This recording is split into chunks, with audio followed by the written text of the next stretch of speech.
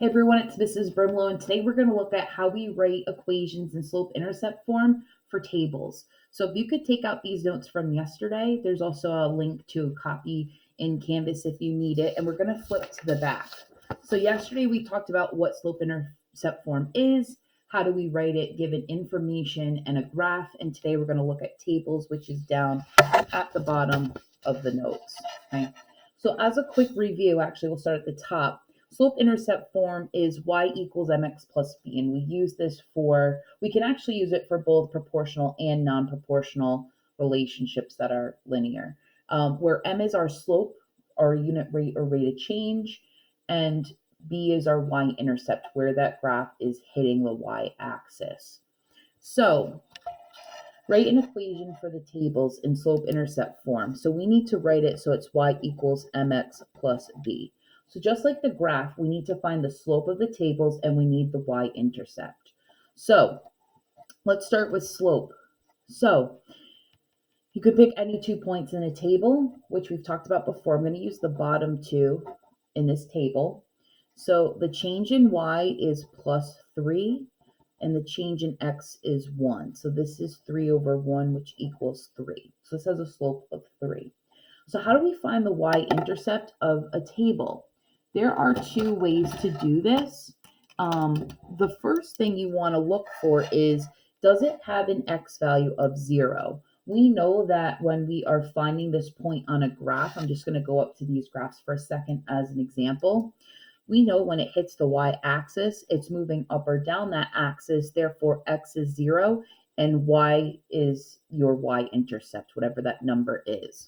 So when we're looking at a graph, we're going to look for the same thing. We're going to look for, do we have x as 0? And in this table, you can see we do right here. So this point right here would represent our y-intercept if we were to graph this. So that means it's hitting at 0, -1. So our equation for this table would be y equals our slope, which is 3 times x, and then minus 1. And if you substitute any of these points in, it should work. So let's actually try this last one. So we're going to replace 2 with x and 5 with y. So 3 times 2 is 6, minus 1 gives me an output of 5. Okay?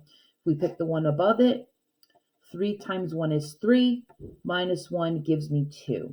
So you can see how when we substitute these into the rules, they give us, our x value gives us our y using the rule. Okay.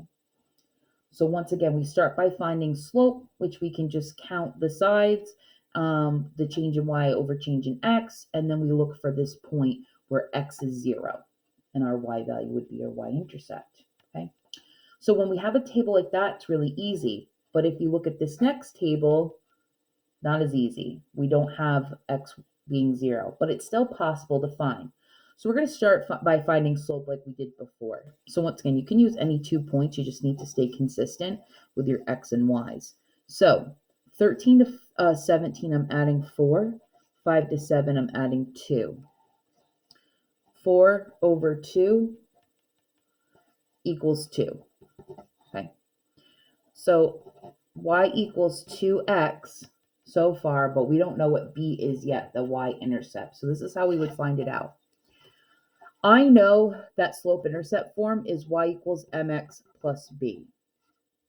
What I know so far is that y equals 2x plus some value of b. We're not sure yet what that is. So what I need to do is pick any point from this table. Once again, they're all part of the equation. They would all work. They're all on the graph. If I was to graph it, so I can pick any point, and I'm going to substitute it in and solve it like an equation. So I'm going to use the first point just because it has smaller values. So where I see y, I'm going to replace it with 13. Where I see x, I'm going to replace it with 5. So, and then we're still trying to solve for b. That's our unknown. So once again, I picked one of the points. Doesn't matter what point. I use the first one, 513, because it's the smallest of all the numbers, and substitute it into my equation, what I have so far, to help me solve for b. So now I'm going to solve it. So 13 equals 2 times 5 is 10 plus b. To get b by itself, I'm going to subtract 10 from both sides. So 3 equals b. So what that means is my equation is going to be y equals 2x plus 3. As an intercept, it would be 0, 3. Our x value is 0 because it's where you're going up or down on the y-axis, and it would be at 3.